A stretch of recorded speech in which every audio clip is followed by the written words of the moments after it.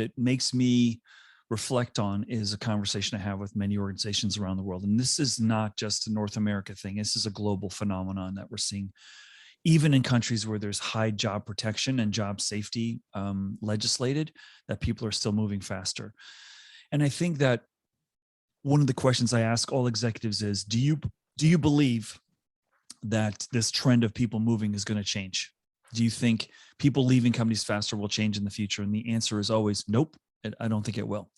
I said, so maybe the challenge is, how do you optimize for creating value when people are with you for a shorter period of time? Or how do you think differently about your talent portfolio? Because most organizations, and I've been as guilty as this as the next person, so I'm not pointing fingers, most people care about employees only when the employee works there.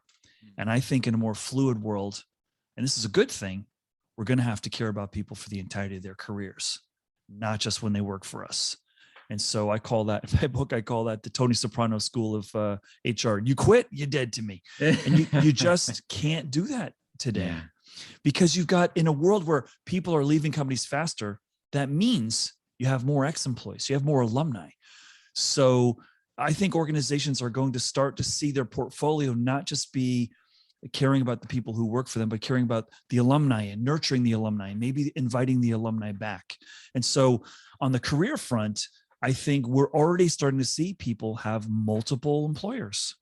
Or, and this platform is a really interesting one. Some people are making a living off of platforms that disable their necessity for them to have to work for somebody else, right? Think about all the gig opportunities that people have, side hustle, whatever you want to call it. And we're seeing careers turn into sort of patchworks of a portfolio rather than a single employer.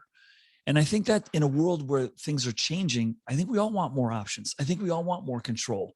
And I think that's a good thing. So, it's not the future that we were raised on, or my generation was raised on, where, you major in this, build that skill, write it till you retire.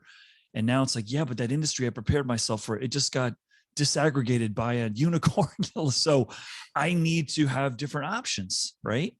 And so I think it's going to be different. I don't know exactly how it's going to play. I saw one article that said, my dad had one job, I had 8, and my kids are going to have 8 at the same time.